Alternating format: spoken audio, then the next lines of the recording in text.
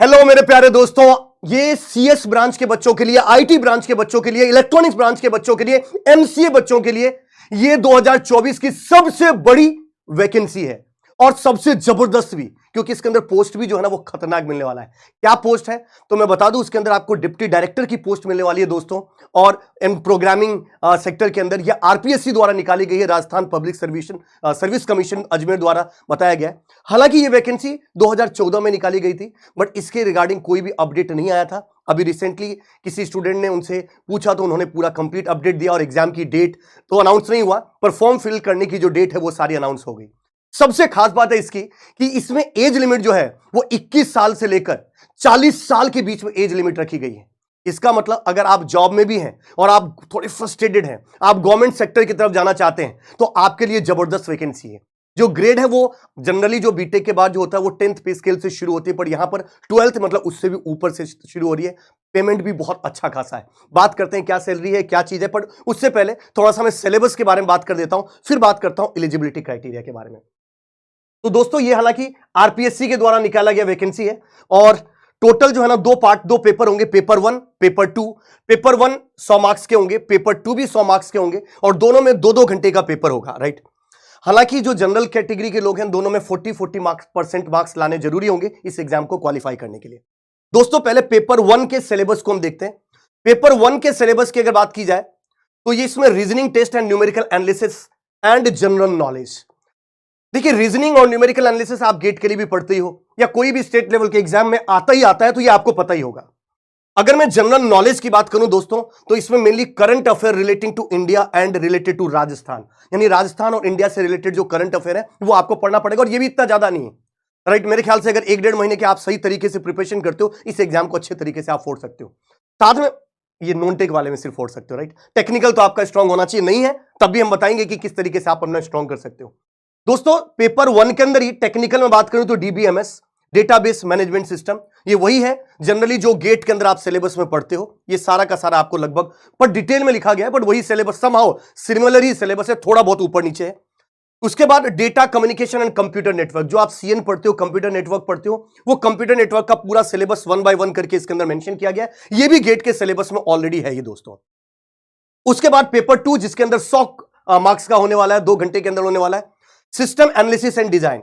System concept ये हो सकता है कि थोड़ा सा एक अलग सब्जेक्ट है जिसको आपको थोड़े से पढ़ने की जरूरत हो, क्योंकि जनरली सॉफ्टवेयर इंजीनियरिंग कोई पढ़ता नहीं है, गेट से हटा दिया गया है, पर सेमेस्टर के अंदर आप पढ़ते हो, कोई दिक्कत वाली बात नहीं। System analysis and design, system analysis and design के बाद अगर बात करता हूं दोस्तों software project management, software project management concept, the management spectrum, people, product, process and project, software process, right, and project matrix, बहुत सारी चीजें हैं जो सॉफ्टवेयर प्रोजेक्ट मैनेजमेंट के अंदर आता है। इसी के यही सिलेबस, यानी आप देखोगे 2 सब्जेक्ट पेपर 2 में और 3 सब्जेक्ट पेपर 1 के अंदर, रीजनिंग, करंट अफेयर और इनके साथ साथ ही डीबीएमएस और कंप्यूटर नेटवर्क पेपर 1 के अंदर है। सिलेबस तो आपको समझ में आ गया। सबसे खास बात एक और, इसके अंदर 4 ऑप्शन नहीं होंगे, 5 ऑप्शन होंगे हर एक क्वेश्चन के और 5 में से किसी एक ऑप्शन को आपको सेलेक्ट करना होगा। अब बात थोड़ी सी एलिजिबिलिटी पे कर लेते हैं दोस्तों। तो यहां पर देखिएगा अनिवार्य शैक्षणिक योग्यता, यानी आपके पास क्या एलिजिबिलिटी क्राइटेरिया है। तो B, BTech, MSc in information technology और कंप्यूटर साइंस और इलेक्ट्रॉनिक्स एंड कम्युनिकेशन और एमसीए फ्रॉम रिकॉग्नाइज्ड यूनिवर्सिटी, यानी अगर आप बीई हो, बीटेक हो, एमसीए कर रखा हो, इलेक्ट्रॉनिक्स में इलेक्ट्रॉनिक्स के साथ साथ अगर आपने मान लीजिए कंप्यूटर साइंस में कर रखा है, इंफॉर्मेशन टेक्नोलॉजी में कर रखा है, आप एलिजिबल हैं इसके लिए। एज लिमिट मैंने आपको पहले ही बताया, सबसे खास बात है कि एज लिमिट जो होगा वो 40 इयर्स इसकी एज लिमिट रखी गई, 21 से लेकर 40 साल। यानी मुझे लगता है कि बहुत सारे स्टूडेंट इसके लिए एलिजिबल हैं, चाहे आप, और सबसे खास बात यह है कि जब आप ज्वाइन करोगे तब तक जो फाइनल ईयर के स्टूडेंट हैं उनके पास डिग्री होनी चाहिए इस चीज के लिए।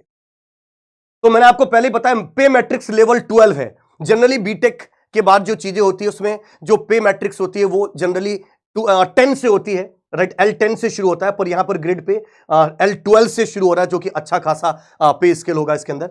और बाकी के पेपर के अंदर मैंने आपको बता दिया, written paper, conventional objective paper होगा आपके पास इस चीज को लेके। तो ये पूरी चीजें मैंने आपको डिटेल से दोस्तों समझाया इस चीज के लिए। और एक छोटी सी चीज बता दूं इसी के लिए कि जैसा मैंने आपको पहले ही बताया था कि ये राजस्थान आरपीएससी अजमेर का है, वैकेंसी निकाली गई, राजस्थान की वैकेंसी निकाली गई for the post of analyst come programmer, deputy director की पोस्ट है, अच्छी खासी पोस्ट है और ये department of information technology and communication के अंडर में आता है। तो ये सीएस ब्रांच के बच्चों के लिए मुझे लगता है 2024 की शुरुआत होते ही एक बहुत जबरदस्त तरीके से आप लोगों के लिए इंफॉर्मेशन है, न्यूज है, इसका बेनिफिट उठाइए, इसको पढ़िए, क्योंकि 2 सब्जेक्ट आपके टेक्निकल के पेपर 1 में है, 2 सब्जेक्ट टेक्निकल के पेपर 2 के अंदर है। अच्छा, कब फॉर्म फिल किया जाएगा? तो दोस्तों फॉर्म फिल करने की डेट है 1 फरवरी से लेकर 1 मार्च के बीच में आप इस फॉर्म को फिल कर सकते हो। ये डेट 1 महीने के लिए विंडो ओपन किया गया है। इसी के साथ साथ एक चीज और खास बात की सर, इसके एग्जाम को एग्जाम होगा कब और ऑफलाइन होगा कि ऑनलाइन होगा? तो दोस्तों नोटिफिकेशन के हिसाब से ऐसा लग रहा है कि ये ऑफलाइन पेपर होने वाला है, और क्योंकि वो जो टिक लगाना है वो ब्लू पेन से टिक लगाना होता है, बबल को फिल करना होता है, तो ऑफलाइन ही पेपर होने वाला है, ये मेंशन है इसके अंदर। और एक और खास बात इस चीज के लिए, कब एग्जाम होने वाला है उसकी डेट अभी मेंशन नहीं है, तो आप अभी फॉर्म फिल करिए। मुझे ऐसा लगता है कि अच्छा खासा टाइम आपको मिलेगा। जो अभी से फ्रेश शुरुआत करेंगे वो भी इस एग्जाम को क्रैक कर सकते हैं। अगर आप रिकॉर्डेड के साथ जाना चाहते हो तो अनअकैडमिक पे आप ऊपर आपको रिकॉर्डेड वीडियोस भी आपके पास सारे सब्जेक्ट के अवेलेबल होंगे, जिसको आप फॉलो कर सकते हो।